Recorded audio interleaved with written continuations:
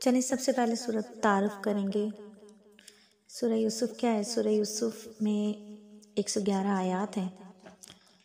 12 رکوع ہیں اور یہ مکی صورت ہے۔ نام اس کا سورہ یوسف ہے چونکہ اس صورت میں پورا کا پورا قصہ حضرت یوسف علیہ السلام کا بیان ہوا ہے، اس لیے اس صورت کا نام سورہ یوسف ہے۔ دیکھیے قرآن پاک میں دوسرے انبیاء کے واقعات میں بھی تکرار پائی جاتی ہے، ٹھیک ہے۔ ہر صورت میں کسی نہ کسی نبی کا واقعہ ہوتا ہے، بیچ بیچ میں قوم کے واقعات بھی آ جاتے ہیں، لیکن اس واقعے میں کسی بھی قسم کی تکرار نہیں ہے۔ سورہ یوسف کے واقعے میں کوئی تکرار نہیں ہے، یہ واقعہ اول سے لے کر آخر تک پورے کا پورا حضرت یوسف کے لیے ہی ہے، پوری صورت حضرت یوسف کے لیے ہے۔ دوسری صورتوں میں حضرت یوسف کا نام آیا تو ہے، لیکن ان کے واقعے کا کوئی چھوٹے سے چھوٹا حصہ بھی کسی بھی صورت میں موجود نہیں ہے۔ حضرت یوسف کا 2 مرتبہ ذکر آیا ہے، قرآن پاک کی 2 صورتوں میں آیا ہے، ایک سورہ غافر میں آیا ہے اور ایک سورہ انعام میں آیا ہے۔ سورت کا جو شان نزول ہے وہ کچھ اس طرح ہے کہ یہ سورت چونکہ مکہ مکرمہ میں نازل ہوئی اور بعض روایات میں ہے کہ کچھ یہودیوں نے نبی صلی اللہ علیہ وآلہ وسلم سے یہ سوال کروایا تھا کہ جو بنی اسرائیل کے لوگ ہیں، جو فلسطین کے باشندے ہیں، وہ مصر میں جا کر کیوں آباد ہو گئے۔ دیکھیے حضرت یوسف علیہ السلام کا قصہ تو نبی صلی اللہ علیہ وآلہ وسلم نے کبھی نہیں بتایا تھا مشرکین مکہ کو، اور مشرکین مکہ کو جو ہے وہ اہل یہود جو تھے وہ مدینے سے سوال بھیجتے تھے شرارتاً کہ یہ سوال جو ہے نا، آپ یہ جو نبی اپنے آپ کو کہہ رہے ہیں ان سے پوچھیں، ان سے یہ سوال پوچھیں، ان سے یہ سوال پوچھیں۔ اب ان سوالات میں اہم سوال یہ تھا کہ بنی اسرائیل کے بارے میں آپ سے واقعات تو بیان کر رہے تھے، بنی اسرائیل کے بارے میں بتا رہے تھے کہ مصر میں فرعون ان پر ظلم کرتا تھا، وہ وہاں غلامانہ زندگی بسر کر رہے تھے، اور پھر موسیٰ علیہ السلام ان کو وہاں سے نکال کر لے گئے۔ لیکن بنی اسرائیل کے جو جد امجد تھے، حضرت ابراہیم علیہ السلام، حضرت اسحاق علیہ السلام،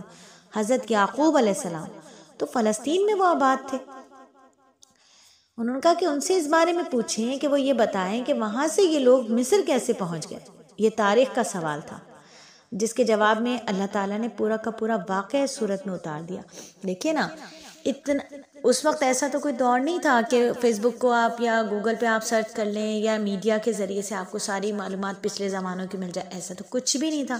نبی صلی اللہ علیہ وآلہ وسلم کے پاس تو وہی آیا کرتی تھی، اللہ تعالیٰ ان کو گزرے ہوئے زمانوں کی، گزرے ہوئے لوگوں کی بات بتایا کرتے تھے۔ تو معاذاللہ جب یہودیوں نے اور مشرکین نے اس خیال سے کہ نبی صلی اللہ علیہ وآلہ وسلم کے خلاف پروپیگنڈا کرنے کا موقع مل جائے گا اور معاذاللہ آپ کو یہ بولیں گے وہ لوگ کہ آپ سچے نبی نہیں ہیں، تو انہوں نے یہ سوال کر دیا کہ اللہ تعالیٰ نے یہ بتائیے کہ بھائی یہ جو لوگ تھے یہ فلسطین سے مصر کیسے پہنچ گئے۔ اب یہ سوال انہوں نے کر دیا، اللہ رب العزت نے یہ پوری کی پوری صورت نازل فرما دی اور اس میں پوری تفصیل وضاحت کے ساتھ حضرت یوسف علیہ السلام کا واقعہ بیان فرمایا، پوری وضاحت کے ساتھ۔ حضرت یعقوب علیہ السلام کا دوسرا نام جو ہے وہ ہے اسرائیل، اور حضرت یعقوب علیہ السلام یعنی حضرت اسرائیل علیہ السلام کے 12 صاحبزادے تھے، انہی کی نسل کو سے بنی اسرائیل کے 12 قبیلے پیدا ہوئے، اور اس صورت میں بتایا گیا کہ حضرت یعقوب علیہ السلام اپنے صاحبزادوں کے ساتھ فلسطین میں مقیم تھے، جن میں حضرت یوسف علیہ السلام اور ان کے بھائی بنیامین بھی شامل تھے، اور ان دونوں کے سوتیلے بھائیوں نے سازش کر کے حضرت یوسف علیہ السلام کو ایک کنویں میں ڈال دیا، جہاں سے قافلے کے ذریعے انہیں اٹھا کر مصر کے ایک سردار کے ہاتھ بیچ دیا۔ شروع میں تو وہ غلامی کی زندگی گزارتے رہے،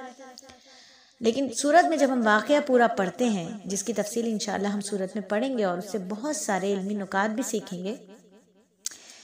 تو بتایا کہ سردار کی جو بیوی تھی زلیخا، اس نے انہیں رجھانے کی کوشش کی اور بالآخر گرفتار کر کے جیل بھجوا دیا۔ اللہ تعالیٰ کا کرنا ہوا کہ مصر کے جو بادشاہ تھا اس نے خواب کی صحیح تعبیر دینے پر بادشاہ ان پر مہربان ہو گیا، انہیں جیل سے نکال کر باعزت اس نے بری کر دیا اور اپنا وزیر خزانہ مقرر کر دیا۔ بعد میں حکومت کے سارے اختیارات اس نے بادشاہ نے حضرت یوسف علیہ السلام کو سونپ دیے۔ اس کے بعد حضرت یوسف علیہ السلام نے اپنے والدین کو فلسطین سے مصر بلوا لیا اور اس طرح بنی اسرائیل فلسطین سے مصر منتقل ہو گئے۔ تو یہ پوری کی پوری تفصیلات اللہ رب العزت نے وحی کے ذریعے نبی صلی اللہ علیہ وآلہ وسلم کو بتائی، اور نبی صلی اللہ علیہ وآلہ وسلم نے مشرکین مکہ تک یہ معلومات پہنچائی اور انہیں بتا دیا کہ میں اللہ کا سچا نبی ہوں